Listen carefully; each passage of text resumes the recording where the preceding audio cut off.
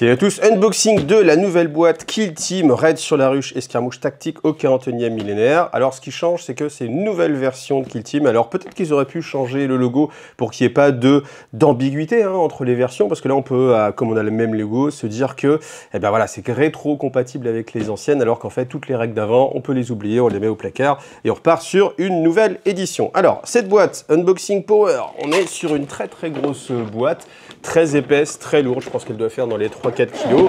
Elle est ce qu'on attendait sur les boîtes, à savoir une boîte bien remplie. C'est ce qu'il y avait vraiment eu au début de Kill Team, où j'avais adoré, vraiment celle où il y avait les commandos orc et puis les Death Corp avec les décors en plus typés orc. C'était vraiment une super boîte qui était une sorte de tout en un. Là, on va retrouver cette idée-là. Donc, on a les Aquilons Tempestus, on a les Frelons Vespid, et puis on a toute une table en fait qui est directement à l'intérieur, et c'est ce qui fait plaisir parce qu'on peut acheter cette boîte là ne serait-ce que pour avoir les décors qui vont bien sûr pouvoir être utilisés pour différents jeux. Ensuite vous avez des petites améliorations ici, les petites réglettes, et puis on va de toute façon voir tout ça à l'intérieur. Allez, c'est parti, unboxing de la boîte.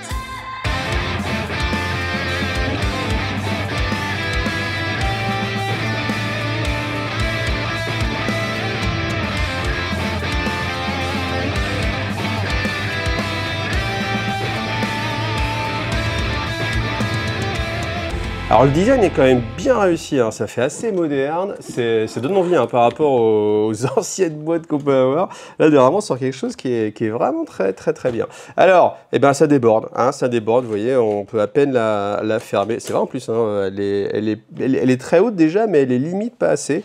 Donc bien sûr, un set de grappes pour les Vespides, ça c'est quelque chose qui va sans doute sortir après séparément pour être joué justement avec les taux. Donc on va regarder ça en détail. Celle des Tempestus qui est bien blindée. Là, vraiment, ils ont mis un max de trucs. Donc, c'est parti, unboxing détaillé. Alors, sur la grappe, on voit ce corps très guêpe, voilà, donc les frelons, voilà, qui portent bien leur nom. Moi, je trouve qu'ils sont vraiment assez réussis, donc on verra une fois qu'ils seront montés. Bien sûr, je vais vous les montrer une fois montés. Je trouve que c'est des figurines qui donnent envie par rapport à ce qui était avant les Vespides. Donc là, après, on a toutes les armes. Alors, je ne sais pas encore pourquoi, mais on a 11, alors je ne sais pas comment ça s'appelle, les blasters typiquement des Vespides. On va avoir le lance-flamme en plus. On va avoir après le fusil-rail ici, le lanceur de charge à dispersion. Donc c'est un peu toujours le problème, c'est que si on les monte vraiment pour jouer à Kill Team et qu'on va avoir les options d'armes différentes, est-ce qu'on va pouvoir les jouer dans le codex TOW? Écoutez, pas forcément. Donc il faut bien faire son choix. Donc on va avoir 12 têtes différentes, donc il y a celles qui sont casquées, qui donnent vraiment un look, donc on verra après en termes de règles, etc., ce que ça peut changer. Et puis vous avez les ailes à chaque fois, voilà, elles sont jolies, franchement c'est pas mal, après elles sont en une seule partie, mais ça c'est bien, parce que s'il fallait les coller, je pense que ça pourrait être vraiment très galère.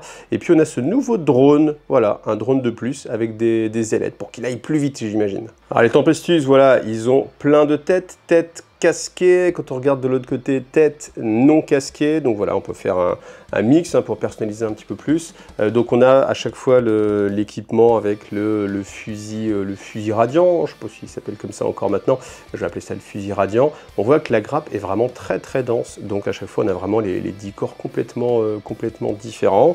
On a aussi la tourelle qui est avec ici, vous voyez, donc ça c'est sympa, parce que ça vous fait un petit ajout en plus. On peut imaginer comme ça, je me dis, je sais pas si ça va pouvoir être joué en 40K comme ça avec cette tourelle, mais en tout cas ça fait au pire un objectif qui est assez sympathique. Après la gravure, encore une fois je vous en parle pas, mais c'est tellement évident, elle est magnifique, très profond, très marqué, très détaillé. Honnêtement, on peut vraiment avoir le coup de cœur pour cette grappe, et puis se dire, tiens, je vais jouer à Astra Militarum avec que des Tempestus, parce que sont vraiment magnifiques. Vraiment, vous voyez, quand on voit vraiment, encore une fois, je dis le détail de l'armement, c'est vraiment extrêmement impressionnant. Alors après, bien sûr, l'inconvénient, c'est que ça va être beaucoup de détails à peindre. Et là, on voit, il y a vraiment énormément de détails. Donc ça, c'est la grappe sur laquelle on va avoir les jetpacks, ou les graves chutes packs, je sais pas comment ça s'appelait, enfin ça va s'appeler, mais en tout cas on voit qu'il y a plein de petits éléments comme ça à mettre en plus, des têtes en plus, c'est toujours bien, histoire d'avoir une densité de grappe maximum. Les couteaux, c'est pareil, voilà, qui viennent rajouter un peu de vie, un peu d'agressivité aussi. Et ensuite, on a plein d'éléments de décor. Donc, ce qui est sympa, c'est que ce sont des nouveaux décors. Donc, même si c'est dans la thématique qu'on connaît, hein, sur Warhammer 40 000 avec ce type-là, c'est des nouveaux décors. Donc, ça peut présager peut-être une sortie, une future sortie avec encore plus de décors. Ou alors peut-être que, voilà, ils seront que là et après on va les trouver séparément. Donc, il y a 1, 2, 3, 4... 5, 6 grappes de décors. Voilà, cette boîte, on peut vraiment se la prendre rien que pour les décors. 6 grappes de décors, elles ont toutes l'air différentes. Et puis, cette nouvelle grappe qu'on regarde aussi en détail. Donc j'ai vérifié, hein, toutes les grappes sont vraiment différentes. Il y en a qui se ressemblent un petit peu, celle-là se ressemble un petit peu dans l'agencement en fait, mais c'est vraiment complètement différent. On n'a pas 2 fois le même élément, donc génial, génial. Bon, déjà, ça fait plaisir. Vous voyez 1, 2, 3 et pas pentagone, triangle, rond. Voilà, donc on va aller sur quelque chose de beaucoup plus cohérent, avec énormément de crânes. Je crois qu'on a la meilleure densité de crânes sur une grappe Games Workshop depuis longtemps.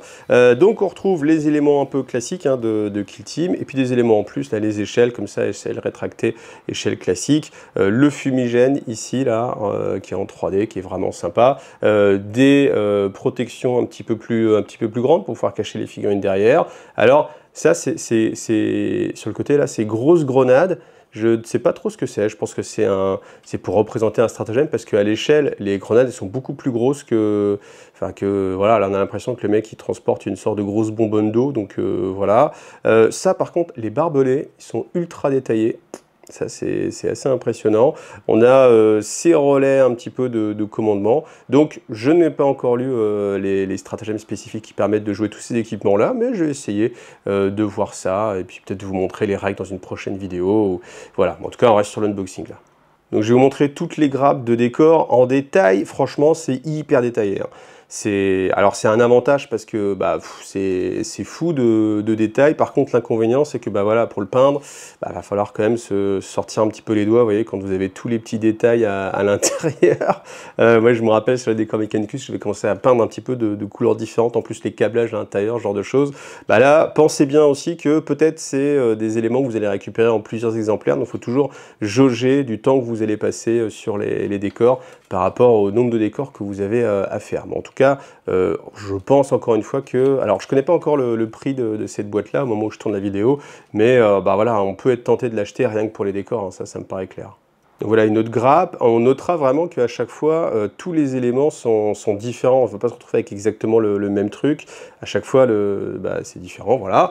On a ces débris. Alors ça, c'est vraiment bien pour meubler un peu les tables, parce que souvent, on n'a pas de petits éléments comme ça qui viennent animer. On n'a que les bâtiments, et tout autour, eh bien, c'est vide. Et c'est vide de sens, en fait. Donc moi, je vous conseille vraiment, si vous pouvez récupérer, faire vous-même, vous voyez, des zones de débris comme ça, quand vous avez des bits, des pièces en plus, gardez-les et puis faites ce genre de décor. Au pire, si ça vous embête pour les jouer, vous les déplacez et c'est juste en fait quelque chose qui vient meubler votre table pour avoir visuellement quelque chose de plus agréable. Voilà. Et puis regardez, hein, ici, là, je vous le mets dans le bon sens. Enfin, vous voyez, c'est toujours très beau, très fin, très détaillé. Même pour du décor, je trouve que c'est vraiment très fin. Alors on continue avec ce gros élément. Alors il est sympa parce qu'il est dans un style qui change par rapport à ce qu'on avait avant. Là on est sur quelque chose d'un peu plus industriel en fait, moins gothique que ce qu'il y avait sur les précédents décors. Ça peut du coup passer, étant donné qu'il n'y a pas de crâne apparent, ça peut passer pour n'importe quel jeu, limite contemporain ou futuriste, voilà. Alors, Seconde Guerre mondiale, bon, pourquoi pas, hein, dans une base, on peut imaginer ça. Donc voilà, ça c'est plutôt un bon point. Là, on retrouve en fait des grilles qu'on avait dans d'autres kits de décor. Et puis de l'autre côté, regardez comme c'est détaillé. Vous avez vu là aussi, là, l'aigle impérial stylisé, là. Ça, à mon avis, il faut essayer de le faire ressortir. Donc ça, évidemment... Si vous voulez votre décor Seconde Guerre mondiale, quoi que ça peut encore passer, hein. Mais voilà. Et puis le sol aussi dans un style assez différent de ce qu'on a connu avec ces plaques-là. Donc c'est bien de chercher comme ça à diversifier les choses. Et puis on voit qu'il y a toujours ces entrées hein, pour que ce soit compatible, enfin ces bouches d'égout, etc., qui sont compatibles avec tout ce qui est tuyaux, mécanicum, etc. Donc il y a quand même une cohérence au sein de tous les décors qui sortent. Rien que ça, c'est génial. Bon, vous l'aurez compris, hein, les décors, je les trouve vraiment magnifiques. Et puis, c'est pas ce type de décor-là qui va me faire changer d'avis. On a vraiment quelque chose de très futuriste. Ça passe vraiment, vraiment nickel. Voilà. Je pense même que pour ça me fait penser à un décor qui pourrait très bien passer pour Légion Impérialis. Vous voyez, parce que vous n'avez pas de notion d'échelle. Vous allez me dire, il y a ces évents, mais on peut imaginer que c'est quelque chose de beaucoup plus grand, des portes qui laissent passer des véhicules, des choses comme ça. Donc voilà. On a cet élément-là qui est très en hauteur. Voilà. Qui est aussi très joli de chaque côté. Voyez, on retrouve le même style. Donc bon, franchement, je suis vraiment très emballé, hein, vous l'avez compris. Hein. Et c'est pas fini, hein, c'est ça qui est fou, c'est qu'il y a vraiment énormément de terrain. Donc vous voyez, hein, toujours les petits détails, là, un petit peu fondus, voilà. Il y a de la profondeur, voilà. La porte ultra détaillée. Franchement, c'est fou, hein, le niveau de détail pour du décor. Je crois même que je vais m'avancer à dire que j'ai jamais vu un décor aussi détaillé avec autant d'éléments. Voilà. Alors après, là en voyant ça, je me dis, est-ce qu'il y a beaucoup de modularité sur la façon de les monter? J'espère, je le souhaite. Est-ce qu'on peut les interchanger? Je ne sais pas, on verra ça au montage. Mais en tout cas, pour l'instant, ça promet, vous voyez. Alors, vous voyez, moi sur de Mechanicus, j'avais peint l'intérieur de ces trucs-là. Ouais, c'est hyper galère, mais je l'avais fait. Alors, je l'ai fait sur certains, et puis à bout d'un moment, bah, ça m'a pris vraiment tellement de temps que c'était décourageant. Donc, pour un truc qui ne se voyait pas des masses, bah voilà, je sais pas si... Voilà, je peux vous conseiller de ne pas trop forcer non plus la main. Et enfin, la dernière grappe avec là l'Opus Mechanicus qui est ultra détaillé. Je crois que c'est un des plus beaux que j'ai pu voir. Et puis voilà, on retrouve un peu le même style. Je vous montre de l'autre côté pour voir. Alors de l'autre côté, par contre, c'est pas travaillé. C'est un petit peu dommage.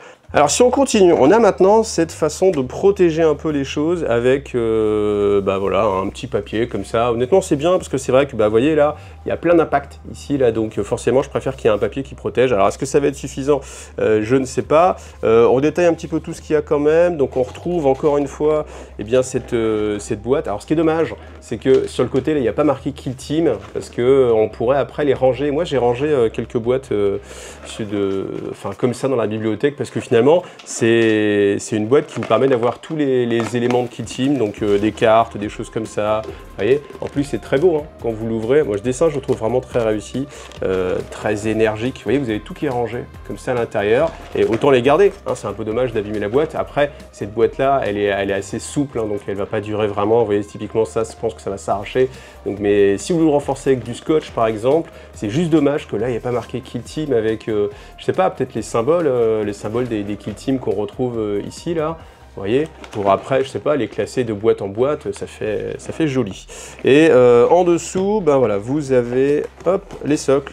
Ah, et ça, bah, je sais pas ce que c'est. On va regarder. Hop. Ah oui, les dés. Ah oui, là c'est plus écologique dans du papier que dans du plastique. Qu'est-ce qu'on va trouver? Le même modèle qu'avant.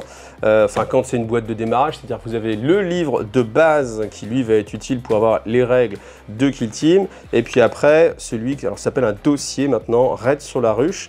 Et là, vous allez avoir les règles de la Kill Team, je pense une mini-campagne et puis des missions spécifiques pour ce théâtre d'opération. Voilà. Après, la mise en page, elle n'a pas changé par rapport à ce qu'on connaissait sur Kill Team. C'est un peu le même design. Tiens, par contre, c'était pas aussi détaillé que ça. C'est vraiment joli, hein. Franchement. Ça fait envie.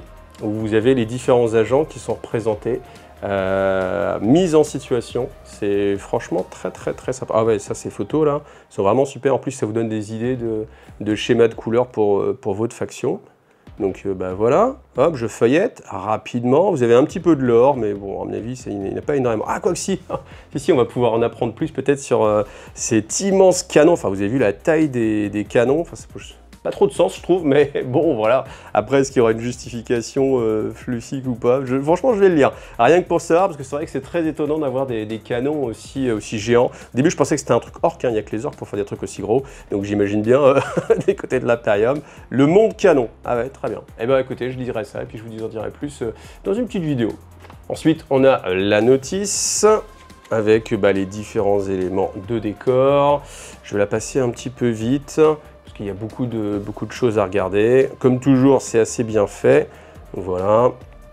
Donc avec les différentes options. Donc vraiment, avant de commencer à monter vos figurines, faut vraiment essayer de regarder comment vous voulez les monter. Est-ce que vous voulez jouer qu'à Kill Team?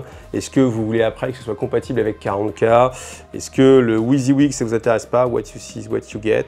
Voilà, en tout cas, il y a vraiment tout le détail des différents armements, donc c'est plutôt quand même vraiment bien fait. De toute façon, les Notice Games sont toujours vraiment très bien faites. Donc les pions, voilà, donc il y a des choses qui vont être spécifiques à Kill Team, des choses qui vont être spécifiques à la faction que vous allez jouer. On retrouve aussi les petites réglettes ici, là, qui sont assez sympas, peut-être même plus sympas que les trucs en plastique, ça change un petit peu. Donc tout ça, c'est les éléments, que vous allez retrouver tout le temps, hein. Il va vraiment y avoir besoin. Après, là, je vois qu'il y a des petits pions en plus, donc bah ouais, écoutez, on va regarder ça après en détail, hein. Et ensuite, bah, c'est plutôt bien fait parce que vous avez donc vos paquets de cartes, packs de cartes dopées, hein, en deux mots, un D apostrophe, hein, voilà, dopé approved, approuvé, et puis un insert en carton superposé. On peut le garder, vous voyez, pour le ranger. Moi, je dis franchement que ça fait vraiment le taf. C'est propre, en tout cas, c'est très propre. Et puis, bah, vous voyez les cartes. Alors, le paquet de cartes, on a quoi? On a des OP tactiques. C'est écrit dans les deux sens, je ne sais pas trop pourquoi. Ça, c'est les différentes représentations des éléments. Donc, typiquement, si vous jouez avec la Killzone Galodark, donc c'est vraiment les éléments en mode un petit peu donjon. Là, vous avez comment monter les petits éléments de gravat. Voilà, donc ça, c'est vraiment pour vous aider. Ça, la légende des cartes universelles, c'est pas mal. C'est une grille de lecture. Territoire du joueur B, zone d'insertion et territoire du joueur B, bon ok, à voir, donc hop. Donc qu'est-ce qu'on a? Séquence de jeu, alors ça c'est pas mal. À chaque fois, ah ça c'est pas mal, vous avez vraiment les différentes sections en fonction de comment vous allez jouer. Qu'est-ce qui va se passer? Subterfuge, repositionner, etc. Voilà. La kill zone, c'est vraiment très détaillé, hein. Là pour le coup, on ne peut pas vraiment se mélanger. Voilà. Alors ça je l'avais jamais vu. On a un petit fascicule comme ça, papier, avec les différentes façons de vous déployer. Donc, carte de kill zone générique, donc voilà, avec les différentes zones, où mettre les objectifs. Et là, comment mettre les différents éléments de terrain, sachant que là, c'est Beta Decima. Donc, Beta Decima, c'est l'ancienne boîte, celle, vous voyez, avec la zone d'eau, avec les différents éléments. Donc ça, pour l'instant, bah, ce n'est pas du tout utile si vous achetez que cette boîte-là. Mais c'est bien que ça existe, parce que ça veut dire que là, en effet, il y a une rétrocompatibilité. Donc j'espère, par contre, que celle-ci, elle va être en rapport avec la boîte que vous venez d'acheter ou que vous allez acheter. Donc oui, hein, j'imagine... Killzone Volcus, donc j'imagine c'est voilà, les différents éléments, les différents bâtiments, comment les mettre, et puis là à chaque fois vous voyez un petit J, et le petit J ça fait référence au petit élément qu'il y a ici. Voilà, donc c'est quand même plutôt vachement bien fait. Et de l'autre, Killzone Galodark, donc voilà, avec les murs hein, comme ça. Franchement, c'est bien parce qu'il y a énormément de rétro-compatibilité. On n'a pas l'impression que ce qu'on a acheté il y a très peu de temps, en fait, n'est plus du tout utile. Au contraire, là, bah, ça réutilise ce que vous aviez avant, donc c'est vraiment très bien. Donc une carte OP de nettoyage, donc ça c'est quand vous allez jouer en mode contre l'IA, donc c'est pas mal. Alors ça, bon j'avoue que je ne sais pas encore à quoi ça correspond, parce qu'on a les cartes qui sont du même type. Vous voyez, on a OP critique, OP tactique, OP tactique, OP de nettoyage, OP de nettoyage. Donc peut-être que c'est des cartes à piocher, je ne sais pas. Mais en même temps, je ne sais pas, ou alors peut-être que, je ne sais pas. On peut allez, pronostic, on imagine que chaque joueur en a 3 et puis il choisit un truc. Allez, vas-y, on va miser là-dessus. Donc et puis après, voilà, on a différentes choses. Alors c'est vrai, il faut que je lise les règles. Bon, on n'est que sur un unboxing pour l'instant, donc voilà, mais j'imagine que c'est les différentes missions ou les différents bonus peut-être, en fonction de ce que vous avez choisi. Il y a énormément de choses, hein. En tout cas, ça a l'air assez profond. Ça, c'est vraiment l'avantage. Je pense qu'on est vraiment sur quelque chose qui ressemble un peu au pack de cartes qu'on a sur Warhammer 40 000, quelque chose qui vous guide vraiment, et au final, vous changez ce paquet-là et vous changez vraiment votre façon de jouer. Après, c'est quelque chose qui va demander un petit apprentissage, mais une fois que vous avez l'apprentissage qui est fait, je pense que voilà, vous êtes vraiment pas mal. Ah oui, en fait, là, tout va être expliqué, donc je vais vous montrer ça. La belle image, hop là, et voilà tout le process. Donc je vous laisse comme ça le lire, le découvrir.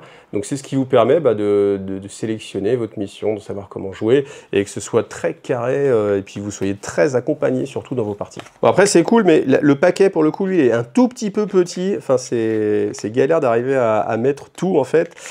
et là, les cartes, elles rentrent à peine. Hein. Donc, la petite technique, vous voyez, vous essayez d'abord de rentrer celle du dessus pour que la languette ici, elle vous gêne pas. Hop, une fois que ça, c'est en bas, après, vous rappuyez. Et comme ça, bah, vous pouvez rentrer vos paquets de cartes. Mais honnêtement, voilà, c'est un tout petit peu serré. Hein. Et on termine avec sans doute la map, hein, donc il n'y a pas trop moyen de peut-être donner un petit coup de cutter pour le faire proprement. Bon, de toute façon, moi je vais pas garder le papier, donc c'est comme les paquets cadeaux, hein, autant les déchirer. Quoiqu'à l'époque, je gardais le paquet cadeau. Donc l'impression, est-ce que ça va être joli, hein? C'est ça que je me pose toujours comme question. Je me dis, est-ce que Games, il commence à nous faire des plateaux qui sont aussi jolis que ce qu'on va trouver chez les fabricants de tapis, parce que je trouvais que le design, il était toujours un petit peu léger. Hein. Donc voilà la surface de jeu dans sa globalité. Donc là, on est sur quelque chose de très détruit. On se demande même avec le niveau de gravat qu'il y a, comment il peut y avoir encore des éléments aussi intacts. Alors après, voilà, on va trouver des fondus. Bon voilà, c'est toujours un peu la même façon de faire. Honnêtement, c'est pas mal. Une fois que vous aurez tous vos décors dessus, ça va être bien. La qualité d'impression, elle est assez top. Donc ça, par contre, ça fait envie. Je pense que ça va être suffisamment immersif. Après, quand on regarde dans le détail, quand on cherche la logique, il y a toujours des fois où vous avez des fondus qui sont un petit peu louches, où on a des éléments qui disparaissent par fondu. Et on a bien sûr une map double côté. Voilà, où ce côté-là, je le préfère parce qu'au final, il y a des éléments plats quand même qui sont un peu plus cohérents. Alors après, si on fouille dans les détails, on dirait que les ombres, j'ai pas l'impression qu'elles soient toutes dans le même sens. Puis vous voyez, là, vous avez vraiment un fondu qui fait disparaître les gravats dans le béton. Ouais, c'est louche en fait, hein. On peut pas voir par transparence et le béton et les gravats. Bon, ouais, c'est toujours un petit peu moi les détails qui m'intéressent. Mais sinon, franchement, c'est joli. Une fois qu'il y aura plein de décors dessus, que vos décors ils sont peints, que vous avez vos figurines, bon, clairement, vous allez plus vous rappeler que ici le fondu il est un petit peu douteux.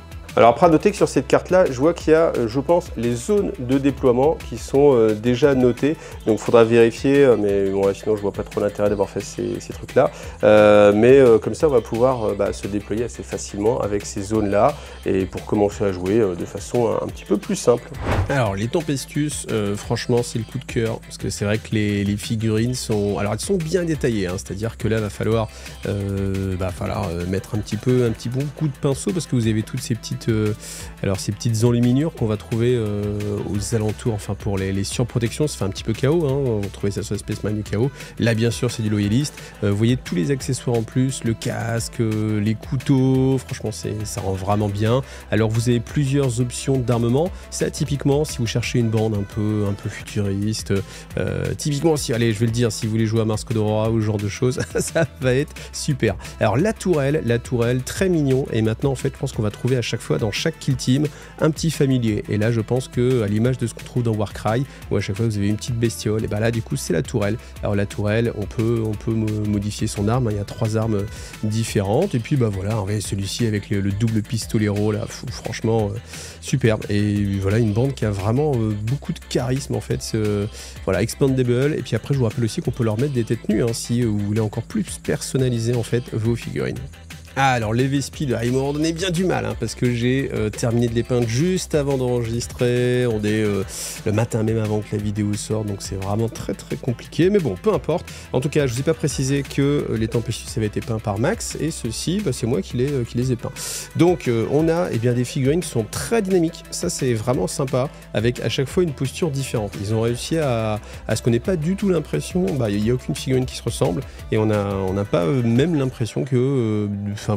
qu'elles ont un peu la même forme. On a pas mal d'armements, alors j'ai tout mis, hein. Donc on a le lance-flamme, le Raygun, on a ce qui s'apparente à une sorte de lanceur de charge là, qui est en train d'arriver. Voilà, on a, vous voyez, remarqué le casque, hein, de celui-ci, casque... alors un petit peu de règles, j'ai pas regardé, je me rappelle plus à quoi ça correspond, mais il doit avoir ces petites règles spéciales. En tout cas, si vous voulez jouer tôt et que vous voulez des V-Speed, ceux-là sont vraiment très réussis. Au début, je trouvais que c'était un peu bizarre. Je trouvais que les figurines étaient un peu bizarres, mais franchement, une fois que vous avez passé quelques heures avec, à les caresser avec le pinceau, franchement c'est sympa. On revoit aussi le petit drone avant qu'il s'en aille. Vous voyez, comme je vous dis, à chaque fois maintenant, je pense qu'on aura un petit familier. Et là, rajouter un petit drone, franchement c'est sympa. Et puis là, vous avez le Cabridan, donc le chef d'unité avec de l'armure. Alors c'est cool l'armure, mais franchement, une fois que je les ai peints, je me suis dit, je suis content qu'il n'y en ait qu'un seul qui avait de l'armure. Voilà. Donc en tout cas, une belle unité pour les kill teams. Alors il y a un perso de trop, hein, pour votre kill team. Votre kill team, ce sera que 9 V-Speed, mais bien évidemment, ça va être aussi la boîte que vous allez pouvoir jouer à Warhammer 40 000, et là, à voir maintenant au niveau des règles si on va pouvoir jouer toutes ces armes-là, et puis sinon, tant pis, je jouerai avec la team. Bon, vous l'avez déjà vu un petit peu tout au long de la vidéo, mais cette boîte, bien sûr, vous pouvez la retrouver sur MyHobbyPlace, partenaire Eggy TV, avec mon lien d'affiliation. Vous bénéficiez de 20% de remise sur le tarif Games Workshop, donc là, du coup, ça fait quand même une belle remise, hein, parce que quand on voit le prix game sur tous les trucs détaillés, ça commence à faire plusieurs gros billets, hein. Donc voilà, n'hésitez pas à passer par ce lien, moi c'est ce qui me soutient vraiment, ce qui me permet de continuer à vous faire ces unboxings, et celui-ci, croyez-moi, il y a beaucoup de boulot. Celui-ci, je m'en souviendrai longtemps, parce que quand il y a beaucoup de décors comme ça, etc. Vous voyez, j'ai pas réussi à peindre les décors, j'en suis encore une fois désolé, mais c'était juste impossible. En tout cas, eh bien, on reparlera de Kill Team, et puis en attendant, je vous laisse avec la suite de la vidéo. Alors voici les décors montés, donc on m'excuse hein, parce que je n'ai pas eu le temps de les peindre. Déjà j'ai terminé de les monter juste là, et là je suis en train de vous tourner la vidéo, donc on fait vraiment au mieux, mais c'était trop difficile. En tout cas, voilà ces décors. Alors clairement, ces décors, moi je les trouve extrêmement réussis, et je pense que c'est une des raisons majeures qui peut pousser à acheter en fait cette boîte, parce que vous avez donc des nouveaux décors qui sont bien sûr utilisables pour Kill Team, mais qui vont être aussi utilisables bien sûr pour Warhammer 40 000, ça c'est certain. Donc ils sont vraiment bien rigides, comme d'habitude, ils sont bien définis, on n'a pas de crâne. Il y a quasiment, enfin non, je veux dire quasiment parce qu'on a le crâne du Mechanicus, mais sinon on n'a pas de crânes qui sont présents. On a malgré tout après toujours ces petits trous là qui permettent de les relier en fait avec tout le type de tuyau qu'il y a. Alors seul petit bémol, quand vous allez le construire, il y a deux bémols. Quand vous allez le construire, faites gaffe parce qu'ils vous disent de d'abord mettre tout ça et après de venir insérer cet étage là. C'est ultra galère. Essayez de faire tout en même temps parce que sinon vous allez vraiment galérer. Et deuxième bémol, c'est que contrairement à ce qu'on avait avant, regardez le dessous, en fait, n'est pas travaillé. Il n'y a pas de texture, c'est tout moche. Et alors que dans tous les décors qu'on a eu jusqu'avant, c'était quand même beaucoup plus joli. Allez, j'en profite pour vous montrer un petit peu l'intérieur. Les autres, je vous les montrerai un peu plus rapidement, histoire de gagner du temps. Mais clairement, ce décor est vraiment très réussi. Moi, je pense que vraiment, si vous trouvez... Enfin, si le mieux, c'est le combo, c'est les Kill Team vous intéresse. Donc la boîte est assez intéressante à niveau tarif. Si ça ne vous intéresse pas, vous la prenez quand même. Puis vous essayez de revendre les Kill Team. Hein, je pense qu'il y aura un marché. Mais vraiment, ces décors-là, je les trouve ultra sympas. Alors voilà le deuxième décor que je trouve aussi vraiment sympathique. Alors on a ces trois bonbonnes qui sont sur les côtés. Le truc c'est que celle-ci en fait, il n'y a pas de couvercle. En fait on voit l'intérieur. Et l'intérieur, bon, c'est pas ultra ouf. Alors si vous avez envie de combler avec de la résine ou que sais-je, ça peut être sympa. Mais j'aurais bien aimé qu'il y ait un couvercle ou voilà, quelque chose qui peut aller à côté. En tout cas, là par contre, on a le retour des crânes. Eh ben ouais, ça ne nous avait pas manqué, mais là il y en a. Donc ouais, hein, c'est un décor 40K, mais il n'y en a pas des masses. Hein. Ça peut passer, on peut le combler si on a envie. Mais en tout cas, c'est ultra détaillé. Vous voyez la texture un peu du balcon, on va dire, enfin du sol. Voilà, là pour le coup, le sol est travaillé, vous voyez, il y a une petite armature en dessous, donc c'est quand même plus sympa. C'est jamais, hein, si vous faites des photos ou si vous vous penchez par les yeux de la figurine, ou même si vous avez envie d'avoir une vue cinématographique. Donc voilà, décor assez rigide, lui, pas trop de difficultés pour le monter, hein, ça va franchement assez bien. Alors ensuite on a ces deux éléments là qui sont de taille semblable, hein, qui sont un peu voilà, du même style. Alors on s'épargne tous les petits crânes, on a pu avoir des crânes à la place des boulons, ouais, je vous l'avais dit, donc là voilà, c'est pas mal, c'est facile à monter, c'est solide, voilà, que dire si ce n'est que là vous voyez on retrouve un sol un peu comme celui du Mechanicum, hein, tous les décors du Mechanicum. Par contre, en dessous, en dessous, là, par contre, là, il y a un petit peu de fainéantise, parce que là, pour le coup, c'est vraiment pas beau, alors qu'avant, sur le Mechanicum, c'était beaucoup plus détaillé. Après, bon, voilà, le décor, il est ultra détaillé. Si vous avez envie de passer des heures et des heures sur la peinture, je pense que vous pouvez vous faire plaisir et donner vraiment vie à votre table de jeu. L'autre est un peu du même acabit, voilà, pas trop de... On est sur le même genre, voilà, avec des portes. Alors, les portes ne s'ouvrent pas, hein, ça peut être extrêmement compliqué, il va falloir un travail de titan pour faire en sorte que les portes s'ouvrent. Ça aurait pu l'être le cas, hein, parce que sur Galodark, tout ce qui est ruine de vaisseau spatial, là, ou intérieur de vaisseau, c'est le cas, hein, donc ça aurait pu être le cas aussi ici. Alors c'est peut-être pour tout simplement éviter les problématiques de jeu. Alors ensuite, on a toute une série de petits éléments de décor. Alors des ruines un tout petit peu plus grandes, voilà, un peu dans le même style, hein. On retrouve toujours là cette ventilation qui permet de relier tout ensemble. Voilà, je vous montre un peu le lien sur le côté. Alors, vous l'avez vu sur le dégrappage, mais en fait, ça peut venir se clipser. Donc on peut imaginer que c'est raisonnablement assez solide pour simplement les emboîter et puis les transporter à plat. Si vous avez envie, ça peut se faire. Bon, moi j'ai collé, hein, on va pas se prendre la tête avec des éléments amovibles, mais c'est assez joli, hein. Sinon, moi je trouve ça vraiment très réussi, hein. Vous voyez, même le câblage, je me faisais la réflexion en fait que le câblage est pas droit, mais vous voyez, il est un petit peu ondulé. Alors vous me direz, ça va vite, hein, avec les logiciels de modélisation, mais c'est quand même vraiment sympa qu'ils aient pris la peine de le faire, parce que ça donne de la vie, en fait, de la crédibilité en fait à tout ce décor. Voilà, le deuxième petit élément, ouais, on est vraiment dans la même... Alors ça c'est des prises, hein. Je pense que c'est des prises. Et je sais pas si on avait déjà vu des prises avant dans Warhammer 40 000. Donc là, voilà, vous avez le format des prises, hein. C'est du triphasé, je pense, hein. Ça ressemble à ça. Enfin, il y a trois picots femelles, voilà. Et puis de l'autre côté, avec voilà, ces petits générateurs. Alors ensuite, on a cet élément-là qui pourrait être peut-être le morceau de coupole, vous voyez, de la bonbonne qu'il y a dans le deuxième bâtiment que je vous ai montré. Ça pourrait être ça, donc on peut le mettre un petit peu à côté, et puis on peut imaginer. En tout cas, voilà, c'est des gravats. Je vous montre en dessous, histoire de dire. Voilà, c'est intéressant parce que ça va bloquer les lignes de vue. Il n'y a pas trop de choses à l'intérieur, et donc ce qui veut dire que ça peut se peindre assez facilement. Parce que vous voyez, il y a un crâne, je crois, il était de l'autre côté. Voilà, là vous avez un crâne, et puis c'est tout, hein, un petit câble ici, là, et tout le reste, ça peut se peindre un peu de la même façon, donc c'est plutôt intéressant. Ensuite, dans les ruines, on a ces petits morceaux-là, voilà. Donc c'est un sol, on a un petit peu d'épaisseur, on a des caisses de munitions qui sont en dessous, voilà. Ça peut être assez sympa. Bon, après, ça peut être un peu compliqué de peindre un peu à l'intérieur, mais ça va pas forcément beaucoup se voir. Après, peut-être, ouais, ce que j'aime un peu moins, c'est cette partie très cristalline, un peu, vous voyez, quand on regarde comme ça fait un peu cristal, alors que c'est du rocher, donc ça devrait être un peu plus étalé, en fait, vous voyez, un peu plus plat, se terminer un peu plus comme ça, je pense. Enfin bon, ça c'est ma vision à moi. Ensuite, qu'est-ce qu'on a? On a cet élément-là. Alors cet élément-là, au début, je dis, tiens, c'est étonnant que ce soit en quinconce et dans des sens un peu différents, mais je pense que c'est tout simplement en fait une sorte de barricade qui a été construite et où on a empilé en fait des éléments. Voilà, parce que sinon je vois pas trop de quel élément de décor ce serait. Ou bon, si vous aimez jouer au Tetris, voilà. Celui-ci est vraiment sympa parce que là il a une bonne hauteur. Là aussi, vous voyez, en fait, moi je pense que c'est une barricade qui a été érigée, hein, justement par les gars pour se défendre. Donc avec différents éléments qu'on va retrouver dans la Kill Team. Il y a quand même un petit peu des crânes, hein. Ouais, ils retombent un peu dans pas leur défaut, parce que c'est la marque de fabrique, mais c'est vrai que sans passer, ça permet d'avoir des décors qui sont utilisables à plein d'autres jeux. Et on sait qu'il y a beaucoup d'autres jeux.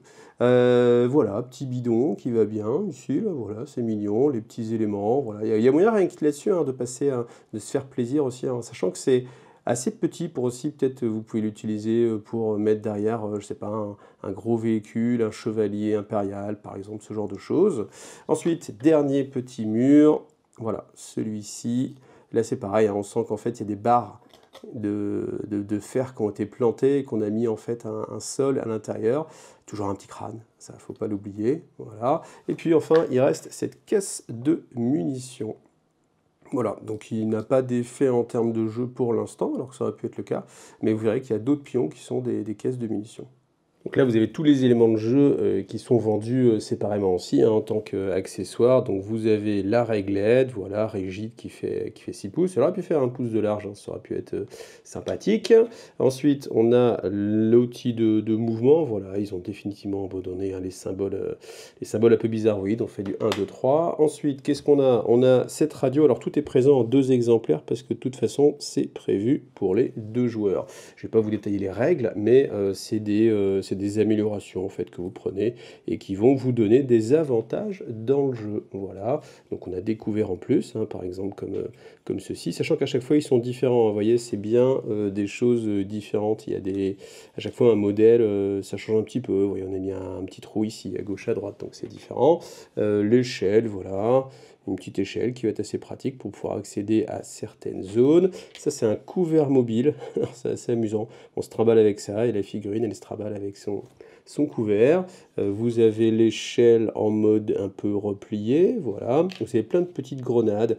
Alors, je vous en montre une, ça va être un peu difficile de les voir en gros plan, mais vous avez plein de petites grenades. Alors ça, par contre, c'est des mines. Alors c'est un peu compliqué à attraper. J'arrive pas à les attraper facilement.